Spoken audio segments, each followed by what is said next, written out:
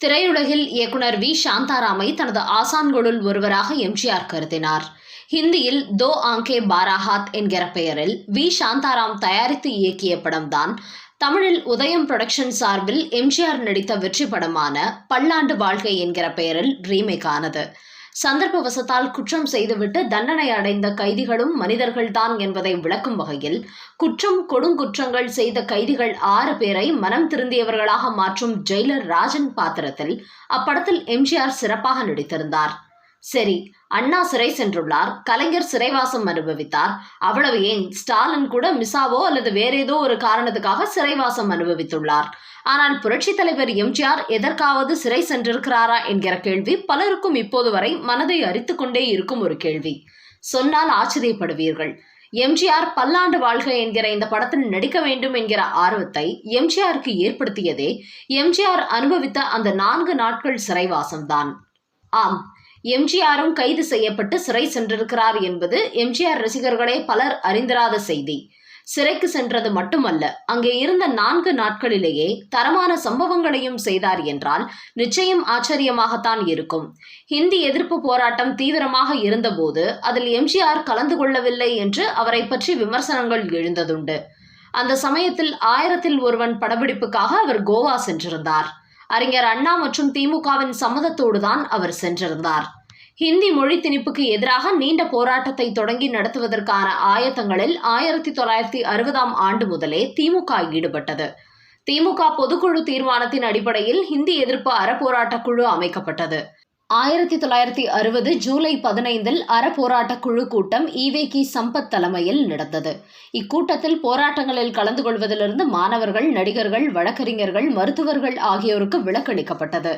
படிக்கும் மாணவர்கள் போராட்டத்தில் ஈடுபடக்கூடாது. திமுகவினர் மீது வழக்குகள் போடப்பட்டால் அவர்களுக்கு உதவ வழக்கறிஞர்கள் தேவை. உயிர் காக்க வேண்டிய பொறுப்பு மருத்துவர்களுக்கு உண்டு. போராட்டத்தில் ஈடுபட்டு நம்முடைய சினிமா மற்றும் நாடக கலைஞர்கள் சிறை செல்ல நேர்ந்தால் அதன் பிறகு 15 ஆண்டுகளுக்கு கலைத்துறை நம் கையை விட்டு போய்விடும். எனவேதான் இவர்களுக்கு விலக்கு அளிக்கப்படுகிறது. கலைஞர்களுக்கு விலக்கு அளிக்கப்பட்டதில் எம்ஜிஆருக்கு கூட என் மீது கோபம் என்று சென்னை கோடம்பாக்கத்தில் 1960 ஜூலை 31ஆம் தேதி நடந்த ஹிந்தி எதிர்ப்பு மாநாட்டத்தில் அண்ணா விளக்கம் அளித்தார். சினிமா கலைஞர்களுக்கு விலக்கு அளிக்கப்பட்டதால் தான் ஹிந்தி எதிர்ப்பு போராட்டத்தில் எம்ஜிஆர் கலந்து கொள்ளவில்லை. போராட்டம் தீவிரமாக இருந்ததால் 1000ல் ஒருவன் படம் வெற்றிகரமாக 100 நாட்களை கடந்து ஓடியும் விழா கொண்டாடப்படவில்லை. நாட்டில் நிலவும் சூழ்நிலை காரணமாக விழா கொண்டாடப்படவில்லை என்று நாளிதழ் விளம்பரம் கொடுக்கப்பட்டது. என்றாலும் ஹிந்தி எதிர்ப்பு போராட்டத்துக்கு முன்பாகவே எம்ஜிஆர் சிறை சென்றிருக்கிறார். இது பற்றி மற்ற சில சோ கால்டு தலைவர்களைப் போல எம்ஜிஆர் வெளியில் அதிகம் சொல்லி தம்பட்டம் அடித்துக் கொண்டதில்லை. 1958ஆம் ஆண்டு ஜனவரி 5ஆம் தேதி அப்போது பிரதமராக இருந்த நேரு சென்னை வந்தபோது அவருக்கு திமுக சார்பில் கருப்பு கொடி காட்ட தீர்மானிக்கப்பட்டது. எம்ஜிஆர் பிக்சர்ஸ் நிறுவனத்தில் நடிகர்களுக்கு உடைகள் தைப்பதற்காக இருந்த தையல் மிஷின்கள் மூலம் இரவு பகலாக கருப்பு கொடி தயாரிக்கும் பணி நடந்தது. போராட்டத்துக்கு 2 நாட்கள் முன்னதாகவே முன்னெச்சரிக்கை நடவடிக்கையாக கைது படலம் தொடங்கியது. அப்போது நள்ளிரவில் எம்ஜிஆர் கைது செய்யப்பட்டார். மேலும் நடிப்பிசை புலவர் KR Ramasamy, Nadigamani TV Narayanasamy, SS Rajendran, Valayapathi, Muthukrishnan ஆகியோரும் கைது செய்யப்பட்டனர். முதலில் எம்ஜிஆரை சைதாப்பேட்டை காவல் நிலையம் கொண்டு சென்று காலையில் சென்னை மத்திய சிறையில் அடைத்தனர். எம்ஜிஆர் 4 நாட்கள் சிறையில் அடைக்கப்பட்டிருந்தார். நேரு சென்னை வந்து சென்ற பின் எம்ஜிஆர் விடுவிக்கப்பட்டார். சிறையில் இருந்தபோது சிறைச்சாலை விதிகளை எம்ஜிஆர் முழுமையாக கடைபிடித்தார். சிறையில் சிவப்பு அரிசி சோறுதான். மற்றவர்கள் சாப்பிட முடியாமல் சங்கடப்படுகையில் எம்ஜிஆர் எந்த சலனமும் இன்றி சாப்பிட்டார். இரவில் சிறை அறைக்குள் அடைத்துவிட்டு காலையில் தான் திறந்து விடுவார்கள். தாகம் தீர்த்து கொள்ள மண்பானையில் தண்ணீர், அருகே தகர டப்பா, அதிலிருந்து தண்ணீர் எடுத்து குடிக்க வேண்டும். அறையின் மூலையில் 2 சட்டிகள், அதுதான் கழிப்பிட வசதி. அப்போதே எம்ஜிஆர் திரையுலகின் உச்ச நட்சத்திரம். வாய்ப்புகளும் வசதிகளும் வந்துவிட்டன. என்றாலும் சிறையில் இந்த அசௌகரியங்களை எம்ஜிஆர் பொருட்படுத்தவில்லை. இதையெல்லாம் முகமலர்ச்சியுடன் எம்ஜிஆர் ஏற்றுக்கொண்டார். அவருக்கு பஞ்சனையும் ஒன்றுதான், கட்டாந்தரையும் ஒன்றுதான்.